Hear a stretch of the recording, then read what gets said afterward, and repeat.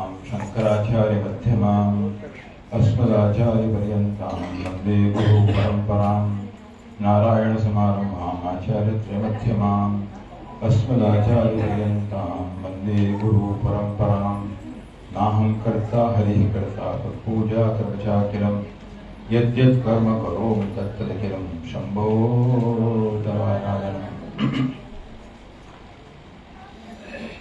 ओम श्री गणेशाय नमः। ओम श्री सरस्वती नमः। ओम श्री सद्गुरु परमात्मा ने नमः। ओम श्री वेद व्यासाय नमः। ओम श्री शंकराचार्याय नमः। ओम श्री शिवानंदाय नमः। ओम श्री चिदानंदाय नमः। ओम श्री कृष्णानंदाय नमः। उपस्थित दिव्य आत्माओं, परम पवित्र पर्व છે ગુરુ પૂર્ણિમાનું। ભારત વર્ષમાં છેલ્લા કેટલાય વર્ષોથી, હજારો વર્ષોથી આ પર્વની અંતઃકરણપૂર્વકના આનંદપૂર્વક ભક્તિપૂર્વક આપણે સૌ ઉજવણી કરી રહ્યા છીએ અને સરસ મજાનું પાદુકા ભોજન કર્યું। ગુરુદેવની ચરણ રજ એ આપણા જીવનમાં જે કંઈ इच्छनीय है तेने परिपूर्ति करवाने माटे पर्याप्त है। शब्दों शू विशेष है। गई काले रामचरित मानस नो बालकांड ने भाग पूरो थयो अने एमां तुलसीदासजी महाराज छेल्ले एवुं लखेलुं छे के भगवान राम नो तत्व अने महिमा एटलो अनंत है कि कोई रीते शब्दों में बद्ध करी शकाय नहीं। आ तो मात्र एक मारी वाणी ने पवित्र करवानो प्रयास है कि आटलू सुंदर रामचरित मानस ने रचना करी। एवी ज कई वात छे कि सुंदर मजानुं पादुका पूजन कर्युं, भक्ति भावथी अने भजन कर्या। शब्दोथी विशेष शुं कहीशुं, पण जे कई नानकड़ी प्रेरणा थाय एक नानो विचार विनिमय करवानो प्रयत्न करीए। गुरु तत्व ए भारत वर्षनी अंदर, सनातन धर्मनी अंदर भारतीय संस्कृतिनुं एक अनन्य पासुं छे, एक विशेष पासुं छे कि जे समग्र धर्मों, अलग धर्मों करता अथवा बीजी कोई पण फिलोसोफी करता सनातन धर्मने जुदो पाडे छे। गई काल विचार करतो तो कि आना विषे शुं कंईक स्वामीजीनो कंईक बोध लईए। कंई पूरेपूर वांचन थयुं नहीं, पण एक स्वामी शिवानंद महाराजनुं पुस्तक छे हिंदू फास्ट एंड फेस्टिवल्स अने कृष्णानंदजी महाराजनुं पुस्तक छे spiritual import of religious festivals. એ બંનેમાં ગુરુ તત્વો ઉપર કંઈક થોડું ઘણું વિહંગાવલોકન કર્યું અને એમાં એક જ વસ્તુ સામાન્ય તરી આવી કે જે કંઈ આપણા અધ્યાત્મ માર્ગના બ્રહ્મવિદ્યાના ગુરુ છે એ તમામની ઉપાસનાનો પર્વ છે। કોઈ એક શરીરથી એ કોઈ એક રૂપે વ્યક્ત થયેલા માત્ર ગુરુને નહીં, પરંતુ ગુરુ પરંપરા જેના કારણે આપણી સંસ્કૃતિ અને સનાતન ધર્મ જીવંત છે તેની ઉપાસના છે। તો ગુરુ ઓફ ગુરુસ કોને કહીશું, આદિ ગુરુ કોને કહીશું કે જેના થકી આ દિવસનું મહાત્મ્ય છે। જેમનો જન્મદિવસ આજે છે એ ગુરુ કયા છે? એ ગુરુ કોણ છે જેમનો જન્મદિવસ છે, જેને આપણે બધા જ ગુરુના જન્મદિવસ તરીકે માનીએ છીએ? વેદવ્યાસજી ભગવાન, બધાને ખબર જ છે। અથવા જસ્ટ ઘણી વાર લોકો એવું લગતા હોય કે આજે જોગાનો જો વ્યાસજીનો પણ જન્મ, એવું છે નહીં એકચ્યુઅલી। ગુરુ પૂર્ણિમા એ વ્યાસજીનો જન્મદિવસ છે, એને આપણે બધા જ ગુરુના ગુરુ તરીકે સ્વીકારીએ છીએ। ઇઝ ગુરુ ઓફ ગુરુસ અને એટલા માટે આપણે ગુરુ પૂર્ણિમાનું પર્વ ઉજવીએ છીએ। ઓમ નારાયણમ પદ્મભમ વસિષ્ઠમ શક્તિમ ચ તત્પુત્ર પરાશરમ વ્યાસમ શુકમ ગૌડભદમ મહાંતમ ગોવિંદ યોગીન્દ્ર મથાસ શિષ્યમ। એટલે એમના શિષ્ય રૂપે બધા જ બ્રહ્મ વિદ્યાના ગુરુ થયા। શંકરાચાર્યજી મહારાજ પણ એની પર જ ભાષ્ય લખ્યા જે શ્રુતિની રચના એમણે પોતે કરી અને એ જ પરંપરામાં આપણા ગુરુદેવ સ્વામી શિવાનંદજી મહારાજ અને બીજા બ્રહ્મ વિદ્યાના ગુરુ આવે। તો વેદ વ્યાસજી છે કે જેમનો જન્મદિવસ જે આપણે કહીએ અને એને આટલું આપણે મહત્વ આપીએ છીએ, એની વિશેષતા શું છે? તો વેદ વ્યાસજીએ ઘણી બધી એમના જીવનની વિશેષતા છે અને જ્યારથી પરાશર મુનિ અને મત્સ્યગંધા એમના એક દિવ્ય સંયોગથી એમનો જન્મ થયો અને પછી તરત જ એ જતા રહે છે અને સમગ્ર જીવન જે એક ઉત્તમ લક્ષ્યને માટે એમનો જન્મ થયો હતો એની તેઓ પરિપૂર્તિ કરે છે અને ઘણી બધી વસ્તુ એમના જીવનમાં છે, પણ મુખ્ય રૂપે સનાતન ધર્મના જેને આધારશિલા કહી શકીએ એવા જે વેદ હતા એને 4 ભાગમાં વર્ગીકૃત કરી વ્યવસ્થિત રીતે શબ્દબદ્ધ કર્યા. ત્યારબાદ 18 પુરાણોની પણ રચના કરી, મહાભારતની પણ રચના કરી કે જેની અંદર ભગવદ્ ગીતાનો ઉત્તમ ઉપદેશ આપણને પ્રાપ્ત થયો. આ જેને આપણે પ્રસ્થાન ત્રય તરીકે ઓળખીએ છીએ એના રચયિતા, એના દ્રષ્ટા એ વેદવ્યાસજી છે. અને એમણે જે રચના કરી, ઉપનિષદો રચ્યા, ભગવદ્ ગીતા, બ્રહ્મસૂત્ર, એની ઉપર ભાષ્ય આદિ શંકરાચાર્ય અને બીજા બધા આચાર્યોએ લખ્યું અને એનું સતત આપણે અધ્યયન કરી અને બ્રહ્મ વિદ્યા જે છે અને જીવંત રાખી છે. વેદવ્યાસ ભગવાનજી જે છે એમના જીવનની ઘણી બધી ઘણી બધી વિશિષ્ટ વાતો એમના જીવનમાં છે. એક તો એમણે સંજયને દિવ્ય દ્રષ્ટિ આપી કે મહાભારતના યુદ્ધની અંદર જે કંઈ થઈ શકે એ વસ્તુ પોતે પ્રત્યક્ષ જોઈ શકે અને વર્ણન કરી શકે.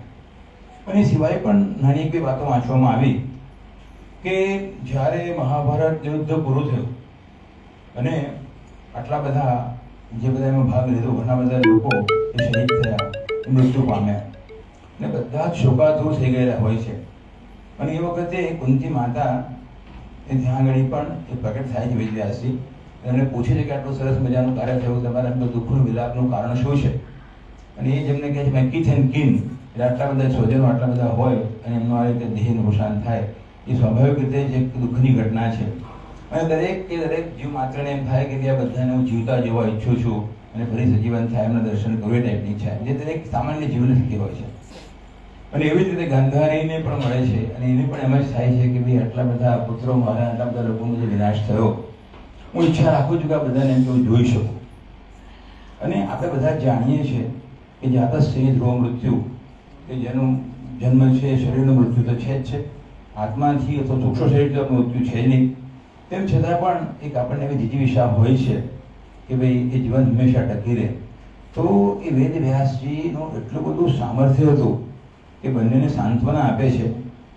અને બીજે દિવસે ગંગાજીની અંદર એ પોતે ઉભા રહે છે અને ગંગાજીની અંદર એ જળ અર્પણ કરી અને એ એક પ્રકારની દિવ્ય ભાવના, એવી દિવ્ય પ્રાર્થના કરે છે કે જેના દ્વારા એ બધા જ ગૌરવો અને બધા જ લોકો સજીવન થાય છે. આવું મેં પહેલી વાર પુસ્તકમાં વાંચ્યું, મારે ક્યારે વાંચવામાં આવ્યું નથી. આવું કૃષ્ણાજી મહારાજના પુસ્તકમાં આવ્યું છે. અને એક દિવસને માટે બધા જ લોકો એમ કે સાથે રહ્યા અને પછી ફરી એમના સ્થાનમાં પોતપોતાના વિલીન થઈ ગયા. એટલે ઘણી બધી બાબતો એમના જીવનમાં છે. પણ મુખ્ય વસ્તુ એ લખેલી છે કે ગુરુ પૂર્ણિમાના દિવસે જે આપણે કરવાનું શું છે મુખ્ય, તો સ્વામી જેવું લખેલું છે કે જે કઈ વસ્તુ આટલા દિવસોથી, આટલા વર્ષોથી જે ગુરુનો ઉપદેશ આપણે પ્રાપ્ત કર્યો છે બૌદ્ધિક રૂપે, ઇન્ટેલેક્ચ્યુઅલ સ્તરે, એ ઉપદેશનો મારા જીવનમાં કેવી રીતે વિનિયોગ થઈ શકે, એ ઉપદેશ મારા જીવનમાં કેવી રીતે એનું આચરણ થઈ શકે, એનો એક ગંભીર અને એને માટે ઘનિષ્ઠ પ્રયત્ન દરેકે વ્યક્તિએ કરવો જોઈએ. અને માત્ર આજે નહીં, પરંતુ આ 4 મહિના ચાતુર્માસ જે કહેવામાં આવે છે એની અંદર, જેનો પ્રારંભ એકાદશી તો આથી ચતુર્દશી પ્રમાણે છે. પણ અને એમાં એવું લખેલું છે કે જે સંત મહાત્માઓ અને સંત પુરુષો હોય એક જ જગ્યાએ નિવાસ કરે છે, વિચરણ કરતા નથી. અને ખાસ કરીને એ બ્રહ્મસૂત્ર કે વેદાંત સૂત્ર એનું અધ્યયન કરે છે. તો આપણે બધા તો બહુ અધ્યયન કરતા નથી. આ ગ્રંથનું એક વિશિષ્ટ રચના છે. અને સ્વામીજીઓ લખેલું છે કે એ 4 મહિનાની અંદર અને ખાસ કરીને આજે આપણે ગુરુદેવના ઉપદેશોનું ચયન તો કરીએ છીએ, પણ જોડે જોડે બ્રહ્મસૂત્ર કે જે વેદાંત સૂત્ર છે એ માત્ર સંન્યાસી માટે જેવું નથી, પરંતુ એનું પણ આપણે ચિંતન કરવું જોઈએ એવું લખેલું છે. અને આપ સૌ જાણો છો કે વેદાંત સૂત્ર શું છે. તો પ્રસ્થાનત્રયમાં જેનું ત્રીજું આપણે ગ્રંથ ગણીએ છીએ વેદાંત સૂત્ર કે બ્રહ્મસૂત્ર, અને શંકરાચાર્ય શારીરિક ભાષ્યની પર છે. શારીરિક એટલે શરીરી, કે જે શરીર ધારણ કરે છે. તો એમાં એવું છે કે ઉપનિષદનું જ્યારે આપણે ચિંતન કરીએ ત્યારે ઉપનિષદની અંદર જે આપણને બ્રહ્મ તત્વ શું છે, પરમ તત્વ શું છે, જગત શું છે અને મારું સ્વરૂપ શું છે, મારો જગતનો અને બ્રહ્મનો, પરમાત્માનો સંબંધ શું છે, એના વિશે અલગ અલગ પ્રકારની સમજણો આપણને પ્રાપ્ત થાય. ગેરસમજ તો નહીં કહીએ, પણ અધૂરી સમજણ પ્રાપ્ત થાય છે. તો એને રિકન્સાઇલ કેવી રીતે કરવું અને એમાંથી આપણને સાચી દ્રષ્ટિ કેવી રીતે પ્રાપ્ત થાય, એને માટે કેટલાક અધિકરણ તરીકે બ્રહ્મસૂત્ર જે છે એ રચના કરેલી છે. એમાં સ્વામીજીએ લખેલું છે કે 500 ઉપરાંત સૂત્રો છે અને એની અંદર જે 4 મુખ્યત્વે એના ચેપ્ટર્સ છે. એટલે પહેલું ચેપ્ટર જે છે એને સમન્વય અધ્યાય એવું કહેલું છે. અને સમન્વય અધ્યાય એટલે એવું છે કે Vedic texts refer to Brahman and find out the reconciliation in him. એટલે કે ઉપનિષદોની અંદર અલગ અલગ ઉપનિષદની અંદર જે પણ વાત કરેલી છે એક યા બીજા રૂપે, એક યા બીજા સ્વરૂપે એ બ્રહ્મ તત્વનું પ્રતિપાદન કરેલું છે. અને છેલ્લે જેટલી પણ આપણી સમજણ હોય, ગેર સમજણ હોય કે અધૂરી સમજણ હોય, એ બધી જ વસ્તુનું એ બ્રહ્મની અંદર પરિપૂર્તિ થાય, એમાં સમન્વય થાય, એ એમનો મુખ્ય લક્ષ્યાંક છે. તો એક સમન્વય અધ્યાય છે. બીજો બ્રહ્મસૂત્રનું જે ચેપ્ટર છે એને અવિરોધ અધ્યાય એવું કહે છે. એટલે કે વેદાંત જે છે એને આમ તો આપણે ષડ દર્શન એવું કહીએ છીએ કે સ્વાસ્તિક દર્શન પૈકીનું છે. પણ ઘણા મહાપુરુષો પૂજ્ય દયાનંદજી મહારાજ ને બધા તો એમ પણ કહે છે કે વેદાંતને દર્શન શાસ્ત્ર એવું ના કહી શકાય. એ ફિલોસોફી નથી, પણ it is an immediate means of realisation. એટલે કે પરમ તત્વને પ્રાપ્ત કરવાનું, આત્મસાત કરવાનું એક સબળ પ્રમાણ છે પોતે. અને દર્શન પણ ન કહી શકાય એવું મહાપુરુષો કહે છે. પણ તેમ છતાં કે આપણે ગણીએ તો વેદાંત શાસ્ત્ર જે છે એ બીજી કોઈ પણ પ્રકારના આસ્તિક દર્શનનો કોઈ રીતે વિરોધ કરતો નથી એવું પ્રતિપાદન થાય છે એ બીજા અધ્યાયમાં. ત્રીજો અધ્યાય છે એને સાધના અધ્યાય કહેવામાં આવે છે. એટલે કે મીન્સ ઓફ એટેનિંગ બ્રહ્મન. એટલે કે એ બ્રહ્મ તત્વ, પરમ તત્વ જે સમગ્ર અસ્તિત્વનું અધિષ્ઠાન છે એને પ્રાપ્ત કેવી રીતે કરવું. અને પ્રાપ્ત કરવું એટલે આ વસ્તુ કેવી છે એ કોઈ ત્યાં દેશનું કે કાળનું અંતર નથી, અંતર માત્ર અજ્ઞાનનું છે. એ જે સ્વરૂપગત છે, પ્રાપ્તસ્ય પ્રાપ્તિ એવું કહેતા હોય છે.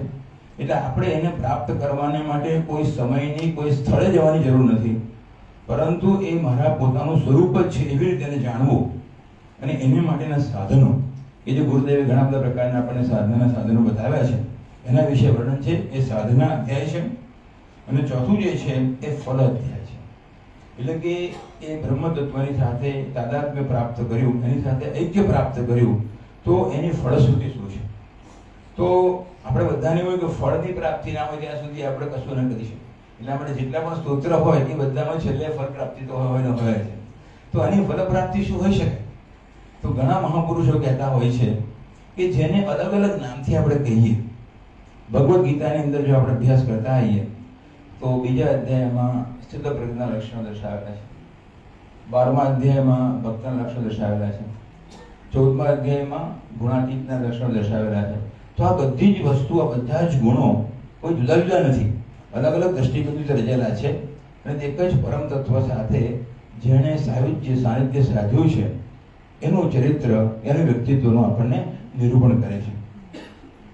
મહાપુરુષો એવું પણ કહેતા હોય છે કે the highest attainment in life is attainment of divine consciousness. કે જીવનમાં નાની મોટી વસ્તુ આપણને પ્રાપ્ત થાય અને આપણે એનાથી ક્યારેક પ્રભાવિત થઈએ, ખુશ થઈએ, પણ એ બધી જ વસ્તુ બહુ મર્યાદિત છે. મુખ્યત્વે cosmic consciousness, divine consciousness, absolute consciousness જેને કહી છે કે એ ચૈતન્યની સાથે મારું એકાકાર થાય, એ ચૈતન્ય સાથે મારી જાતને એક અનુભવ, એ ડિવાઇન કોન્શિયસનેસ જે છે એની પ્રાપ્તિ થવી એ જીવનનું અંતિમ લક્ષ્યાંક છે. અને એ જ પ્રકારનું લક્ષ્યાંક, એ જ પ્રકારની પરિસ્થિતિ, એ જ પ્રકારનું પરમપદ મહાપુરુષોએ પ્રાપ્ત કરેલું છે. તો એક જગ્યાએ એવું પણ લખેલું છે કે ભાઈ આપણને જ્યારે પણ કોઈ એવા આત્મ સાક્ષાત્કાર કરેલા, અપરોક્ષ અનુભૂતિ કરેલા મહાપુરુષની પાસે બેસીએ ત્યારે કોઈ પ્રકારનો વાતચીત ન થતી હોય, કોઈ પ્રકારનો સંવાદ ન થતો હોય, તો પણ એક પ્રકારની દિવ્યતા, એક પ્રકારનું સાનિધ્ય આપણને અનુભવાય છે. અને આપણા સ્વામી શિવાનંદજી મહારાજ વિશે તો આપણને બધાને બહુ એટલો બધો પરિચય નથી પ્રત્યક્ષ, પણ સ્વામી શ્રી ચિદાનંદજી મહારાજ એ એમના પડતા શિષ્ય છે અને એમના સ્વરૂપ જ છે. એમના સાનિધ્યમાં જ્યારે પણ આપણે બેઠા છીએ, અથવા even જ્યારે મોબાઈલમાં પણ જ્યારે પણ એમનું ચિત્ર જોઈએ ત્યારે આપણને એક પ્રકારની દિવ્ય ચેતના ઉપરથી જણાય અને એનો આપણને સ્પર્શ થાય. એના માટે કોઈ પ્રવચન કે કીર્તન સાંભળવાની પણ કોઈ જરૂર ન પડતી હોય. તો એવી એમની પરમ પદની સ્થિતિ હોય છે. અને મહાપુરુષો કહેતા હોય છે કે વૃક્ષ હોય તો વૃક્ષ તો એક જગ્યાએ હોય, પણ આપણને એની એરોમાં, એટલે કે એની સુવાસ જે છે, એટલે કેટલાક વોલેટાઇલ કોન્સ્ટિટ્યુઅન્ટ્સ જે હોય કે જેના દ્વારા એનો પ્રચાર પ્રસાર થાય છે.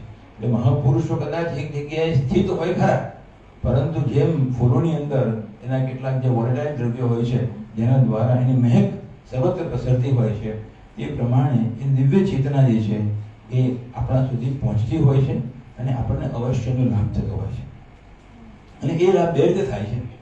એક લાભ એ રીતે થાય કે ગુરુની કરુણામય દ્રષ્ટિ આપણને પડે, એમનો કોઈ કરુણામય સ્પર્શ થાય, કે આવી રીતે એમના કોઈ વિધાનો આપણે જ્યારે પ્રાપ્ત કરીએ ત્યારે આપણા જીવનમાં જે કંઈ નકારાત્મક બાબતો છે અથવા જે અનાત્મ, જેને આપણે વેદાંતમાં કહેવામાં આવે છે કે જે મારું સ્વરૂપ નથી એને મેં માની લીધેલું છે અને નથી એની સાથે મેં તાદાત્મ્ય કેળવેલું છે, એની સાથે આસક્તિ કેળવેલી છે, એની મર્યાદા શું છે, એની પરિચ્છિન્નતા શું છે, એની નિરર્થકતા શું છે, એનો આપણને એક અનુભવ થાય કે પહેલાં તો આપણને જે અનાત્મ જે છે કે જેની આપણે જગત અધ્યારોપિત જે છે કે જેને આપણે અધ્યાસી જોઈએ છે એના વિશે આપણને સમજાય કે આ મર્યાદિત સત્ય છે, આમાં મારી મથ્યા છે, આમાં વિશેષ જવાની જરૂર નથી. અને પછી એવું લાગે છે વેન્ટિલેશન જેમ હોય, ઘરમાં આપણે બંધ ઓરડામાં આવીએ અને વેન્ટિલેશનમાંથી આપણે જોઈએ તો આપણને વિશાળ આકાશનું દર્શન થાય કે આકાશ કેટલું વિશાળ છે. તો એવી રીતે ચૈતન્ય સ્વરૂપ જે મારું છે એને મેં એક માત્ર શરીરની સાથે મનની સાથે સાધી દીધેલું છે, એમાંથી ઉપર ઉઠી અને વિરાટ ચૈતન્ય જે છે એના મને દર્શન થાય, એની મને ઝાંખી થાય અને પછી એ પ્રાપ્ત કરવાની મને તાલાવેલી થાય. તો એ પરમ તત્વો આપણને ક્યાં પ્રાપ્ત થાય છે? એક તો આપણને ગુરુના રૂપમાં પ્રાપ્ત થાય છે અને એવું કહે છે કે પરમાત્માનું દિવ્ય સ્વરૂપ કે એનું જ્ઞાન આપણને એક માણસ પાસેથી જ સહેલાઈથી પ્રાપ્ત થઈ શકે. અને એટલા માટે ભગવાન અવતરે પણ છે ખરા, રામ અને કૃષ્ણ તરીકે બીજા બધા અવતારો થયા કે ભાઈ આદર્શ ધર્મ કેવો હોવો જોઈએ, જીવન કેવી રીતે આપણે જીવવું જોઈએ, આપણે ન જાણી શક્યા માટે એવી રીતે ભગવાનનું અવતરણ થયું, અવતાર થાય, એ રીતે થાય. ત્યારબાદ ગુરુ જે છે, જે આપણા અધ્યાત્મ ગુરુ જે છે એ જે બ્રહ્મનિષ્ઠ પણ છે અને ક્ષત્રિય પણ, એ શાસ્ત્રને પણ જાણે છે, પણ એ જે ગુરુ જે છે એ સાક્ષાત પરમાત્માનું જ અવતરણ છે એવી અંતઃકરણપૂર્વક આપણને શ્રદ્ધા હોવી જોઈએ. આપણે જે શ્લોક બોલીએ છીએ એક એની અંદર આપણે કયો શ્લોક બોલીએ છીએ? યસ્ય દેવી પરાભક્તિ યથા દેવી તથા ગૌરવ તસ્ય દે તથા યથા પ્રકાશંતે મહાત્મા. એટલે બહુ સરસ શ્વેતાસુત્ર ઉપનિષદનો શ્લોક છે આ, કે જેટલી શ્રદ્ધા આપણને આપણા ઈષ્ટદેવતામાં છે એટલી જ શ્રદ્ધા જો આપણને આપણા ગુરુમાં હોય તો એ શાસ્ત્રનો અર્થ સ્વયં આપણી સમક્ષ પ્રગટ થાય છે. એટલે મહારાજ મોટા પુરુષો આપણને એમ કહે છે કે જાણે કોઈ દિવ્ય ધામ પરમ, આમ કોઈ અલગ સ્થાન નથી, પણ ધારો કે આપણે આપણી ધારણા વિશે માની લઈએ તો એ દિવ્ય પરમ ધામ જે છે એના એ પોતે એમ્બેસેડર છે, એના એક પ્રતિનિધિ છે એવું આપણે માનીએ કે જે બંને લોકની અંદર એમની રીચ છે, એમની પહોંચ છે અને જેથી કરીને આપણે જે પણ સ્થિતિમાં છે ત્યાંથી આપણને ઉપર ઉઠાવી અને પરમપદની પ્રાપ્તિને માટે આપણને તૈયાર કરે છે. એટલે એક તો આપણે ગુરુની અંદર નિષ્ઠા હોય, એક સ્વરૂપ થયું. અને પૂજ્યપાદ સિદ્ધાંત સ્વામીજી મહારાજ હંમેશા કહેતા હતા કે બે રીતે આપણે અનુસરણ કરી શકીએ. એક તો ગુરુના જીવન દ્વારા, એમણે શું જીવ્યા, કારણ કે એમનું જે જીવન જે છે એ એમના ઉપદેશની અભિવ્યક્તિ છે. એવું કશું જ નથી એમના ઉપદેશમાં કે જે એમના જીવનમાં ન હોય. તો એમના જીવન દ્વારા જોઈ શકીએ અને એમના ઉપદેશ દ્વારા જોઈ શકીએ. આ બંને ગુરુના સાક્ષાત સ્વરૂપો છે. એક દ્રષ્ટિ થઈ. બીજી વાત એવી થઈ કે જેને આપણે ગુરુ પુરુષ કહીએ છીએ, દત્તાત્રેય ભગવાન, બરાબર. તો આપણે બધા એવું કહીએ છીએ કે એમના 24 ગુરુ, બધાને બધી ખબર છે, શ્રીમદ ભાગવતમાં લખેલું છે કે ભાઈ 24 ગુરુ. કેમ 24 ગુરુ એવું કહ્યું? તો સ્વામીજીના શબ્દો છે, હી હેડ એ પર્સોનિફિકેશન ઓફ રિસેપ્ટિવિટી, આવા શબ્દો છે. એ પર્સોનિફિકેશન એટલે તમે એનું મૂર્તિમંત સ્વરૂપ હોવું, અને રિસેપ્ટિવિટી એટલે શું કે કંઈ પણ સારી વસ્તુ, ઇષ્ટ વસ્તુ હોય એને ગ્રહણ કરવી. તો આપણે એ જો એટલા બધા પૃથ્વીની અંદરથી કરુણા જોઈ શકે છે, વરસાદના ટીપામાં ભગવાનને જોઈ શકે છે, વડલામાં જોઈ શકે, દરેક જગ્યાએ પરમ તત્વનું દર્શન કરી શકે. અલ્ટિમેટલી સમગ્ર સૃષ્ટિ એની પરમાત્માની અભિવ્યક્તિ છે. તો એક દ્રષ્ટિ એ પણ છે કે આપણે અંતઃકરણની અંદર પરમાત્માનું ચિંતન કરીએ, અને બીજી દ્રષ્ટિ એ પણ છે કે જગત રૂપે આપણે પરમાત્માની સર્વં ખલુદમ બ્રહ્મ, કે જગત પણ છે એ પણ ભગવાનની અભિવ્યક્તિ છે. અને નામ રૂપને આપણે જો શેષ કરીએ તો એની અંદર જે છે એ પણ આપણે સચ્ચિદાનંદ રૂપે પરમાત્મા સર્વત્ર નિવાસ કરે છે. એ દત્તાત્રેય ભગવાનને આપણે ગુરુને ગુરુ કહીએ, આપણે 24 ગુરુ વારંવાર લખીએ, બોલીએ, બધું કરીએ, પણ આપણામાં એવો અભિગમ ન થાય. પછી કોઈ સિદ્ધ વ્યક્તિ ભલે ન હોય, પણ આપણી સમકક્ષ કોઈ વ્યક્તિ હોય, થોડું ઘણું આપણાથી વધારે સારી અવસ્થામાં હોય, તો દરેક વ્યક્તિની પાસેથી આપણે ગુણ ગ્રહણ કરવો જોઈએ. બહુ મોટી વસ્તુ છે અને એ વસ્તુ આપણે પ્રાપ્ત કરીએ તો અવશ્ય આપણે આપણી અધ્યાત્મ યાત્રામાં આગળ વધી શકીએ. વિશ્રામજી મહારાજે એમના પુસ્તકમાં લખેલું છે કે he is a paragon of power and wisdom, એવા શબ્દો છે. એટલે પેરાગોન એટલે શું કે એક સંપૂર્ણ આદર્શ પરફેક્ટ જે અસ્તિત્વ હોય ને પેરાગોન ઇંગ્લિશમાં કહેતા હોય છે. એટલે પેરાગોન ઓફ પાવર એન્ડ વિઝડમ એટલે શક્તિ અને જ્ઞાન. તો પરમાત્માની અંદર જે સચ્ચિદાનંદ રૂપ આપણે કહીએ છીએ તો એની અંદર સત જે છે એ અસ્તિત્વ બતાવે છે. ચિત્ત જે છે એ શક્તિરૂપ પ્રતીક છે, પ્રેમરૂપ પ્રતીક છે અને જ્ઞાનરૂપ પ્રતીક છે દ્રષ્ટિએ. એટલે ચિત્ત સ્વરૂપ જે છે એનો અંદર ઉલ્લેખ થાય છે અને આનંદ જે છે એ પરમાત્માનું એ સ્વરૂપ છે. સચ્ચિદાનંદ એના સ્વરૂપ લક્ષણો છે. તો એ સ્વરૂપ લક્ષણો પરમાત્માના જે છે અને એ જ બીજા પણ કેટલાક તટસ્થ લક્ષણ જેને કહી શકાય એ આપણા ગુરુમાં વ્યક્ત થાય છે. એટલે મુખ્ય વસ્તુ ગુરુદેવે આપણને ઘણી વખત કહ્યું છે કે આપણે આપણા આધ્યાત્મિક ગુરુની સાથે શારીરિક, માનસિક કે બૌદ્ધિક સંપર્ક તો સારો જ છે, પણ એ સંપર્ક મર્યાદિત છે. આપણે સ્વામી જોડે પરિચય હોય, ઘેરે આપણે ઘણીવાર આવતા હોય, આપણે એમનું સ્વાગત કર્યું હોય, આ પ્રકારનો સંયોગ બહુ સામાન્ય સંયોગ છે. અને તો આપણું એક સદભાગ્ય જેવું પ્રાપ્ત થાય. મુખ્યત્વે એમની અંદર જે દિવ્યતા રહેલી છે અને એ દિવ્યતાની સાથે મારો સંયોગ થાય એ આપણા ગુરુ સાથેનો સાચો સંયોગ છે. અને પૂજ્ય સ્વામી ચિદાનંદજી મહારાજે ઘણીવાર લખેલું છે કે દિવ્યતાનો સંયોગ ત્યારે જ શક્ય બને કે આપણે આધ્યાત્મિક સ્પિરિચ્યુઅલ કોન્ટેક્ટ કે કનેક્ટિવિટી કોન્શિયસનેસ ત્યારે જ થઈ શકે કે જ્યારે આપણે પણ આપણા અંતર્ગત રહેલા દિવ્ય સ્વરૂપની કે આપણી દિવ્યતાની ઓળખ હોય. એટલે એ જો રિસેપ્ટિવિટી આપણામાં હોય તો જ એ આપણને એનું જ્ઞાન થઈ શકે. એટલે મહાપુરુષો કહેતા હોય છે કે ભગવાન કહો કે ગુરુ કહો, એમની કૃપા તો નિરંતર વરસતી અનવરત વહેતી રહે છે. એમાં કોઈ ખોટ નથી. ખોટ માત્ર એક જ વસ્તુ નહીં છે કે આપણે એ કૃપાને ગ્રહણ કરવાના માટે યોગ્યતા પ્રાપ્ત ન કરી હોય. તો તમામ સાધના જે છે આપણી કોઈ પણ રૂપે આપણે સાધના કરીએ એનું મુખ્ય લક્ષ્યાંક એ જ છે કે આપણા અંતઃકરણની શુદ્ધિ થાય અને કર્મયોગ દ્વારા અને ભક્તિયોગ દ્વારા અંતઃકરણ જ્યારે શુદ્ધ થાય ત્યારે એ પરમ તત્વ જે છે એના જ્ઞાનને, એના સ્વરૂપને અને એના તાત્પર્યને ગ્રહણ કરવાને માટે, એનું સાક્ષાત અપરોક્ષ અનુભૂતિ કરવાને માટે આપણે સફળ થઈએ છીએ. તો ગુરુ જે છે નિત્ય નિરંતર એનું આપણે સ્મરણ રહે. એ પરમાત્માથી જરા પણ ભિન્ન નથી. એક આજે એની અંદર લખેલું પણ છે બ્રહ્મસૂત્રના 4 શ્લોક છે એમાં કે આપણા ત્યાં વિસ્તારમાં જવું નથી તો એ જ પરમાત્માના સ્વરૂપે આપણને ગુરુ પ્રાપ્ત થાય છે. તો જાણે આપણે પરમાત્માના જ દર્શન કરીએ છીએ, એમની પાસેથી જ પ્રત્યક્ષ બોધ પ્રાપ્ત કરીએ છીએ. એવી અપાર નિષ્ઠા અને શ્રદ્ધાથી આપણે આપણું જીવન આગળ ધપાવીએ. અને ખાસ કરીને સ્વામીજીનો જે આપણને આદેશ છે, મહાપુરુષોનો આદેશ છે કે આ ચાતુર્માસ જે છે એની માટે બહુ જ યોગ્ય સમય છે.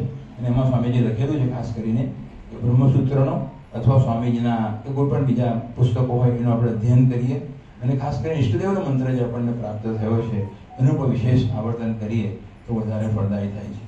તો સદગુરુ સ્વામી શિવાનંદજી મહારાજ, સ્વામી ચિદાનંદજી મહારાજ, સ્વામી કૃષ્ણાનંદજી મહારાજ, શંકરાચાર્યજી મહારાજ, વેદવ્યાસજી ભગવાન, આ બધા મહાનુભાવ કે જેમણે બ્રહ્મ વિદ્યાનું જ્ઞાન આપણને પ્રદાન કર્યું. આપણે એમના વંશજી છીએ, એનું આપણને માત્ર ગૌરવ હોવું પૂરતું નથી, પરંતુ આપણું ઉત્તરદાયિત્વ એ છે કે એમના સંદેશને આપણા શક્તિથી જેટલું પણ સંભવ બને એટલું બૌદ્ધિક સ્તરે સંપાદન તો આપણે બધાએ કરેલું જ છે, પરંતુ એ બૌદ્ધિક સ્તરે, બુદ્ધિના સ્તરે જે આપણને જ્ઞાન પ્રાપ્ત થયું છે એ આપણા સૌના માટે એ સ્વાનુભૂતિનો વિષય થાય. અને જેને divine consciousness, cosmic consciousness, absolute consciousness આ બધા શબ્દોથી મહાપુરુષો વર્ણવે છે એ આપણો જીવતો જાગતો એક સ્વભાવ બની રહે, અનુભવ બની રહે. અને આ જ માનવ જન્મની અંદર એ મહાપુરુષો આપણને જે લક્ષ્યાંક સૂચિત કર્યો છે એની ચરિતાર્થ કરવાને માટે ભગવાન શક્તિ આપે. એવી ગુરુ પૂર્ણિમાના પવિત્ર દિવસે સ્વામી શિવાનંદજી મહારાજના આધ્યાત્મિક સાનિધ્યમાં, એમના તમામ ભક્તોના આધ્યાત્મિક સાનિધ્યમાં અને સૌ ભક્તોના વતી એક સહિયારી પ્રાર્થના કરીએ. અને સાથે સાથે સમગ્ર વિશ્વની અંદર પણ આજે આધ્યાત્મિક સિવાય પણ ઘણા બધા પ્રકારની એક પરિસ્થિતિજન્ય પણ બધી કંઈક પરિસ્થિતિ છે. એકબીજામાં વિશ્વાસ નથી અને ઘણા બધા પ્રકારના હિંસક અને વસ્તુઓ ઘટના ઘટી રહી છે તો શાંતિ પ્રવર્તી નથી. અને જ્યારે બાહ્ય જગતમાં શાંતિ હોય તો જ આપણે અંતરમાં ડૂબકી મારી અને વધારે સાધનામાં સુદૃઢ થઈ શકીએ. તો આંતરિક શાંતિ તો મુખ્ય લક્ષ્યાંક છે, પરંતુ સાથે સાથે આપણા રાષ્ટ્રની અંદર અને સમગ્ર વિશ્વની અંદર કલ્યાણ થાય, શાંતિ પ્રવર્તમાન થાય. જેથી કરીને આપણે આ સેક્યુલર જગતની સિદ્ધિઓ છે એનાથી આગળ વધીને પારમાર્થિક જગતની અંદર આપણે સૌ ડૂબકી મારી પ્રગતિ કરી આપણા જીવનને ધન્ય બનાવીએ. ગુરુદેવના પરમાત્માના આશીર્વાદ હંમેશા આપણા સૌને પુત્રીઓ અને આપણે બધા હંમેશા આવી સાથે મળીને સાધના કરતા રહીએ એવી ભગવાનના શ્રી ચરણોમાં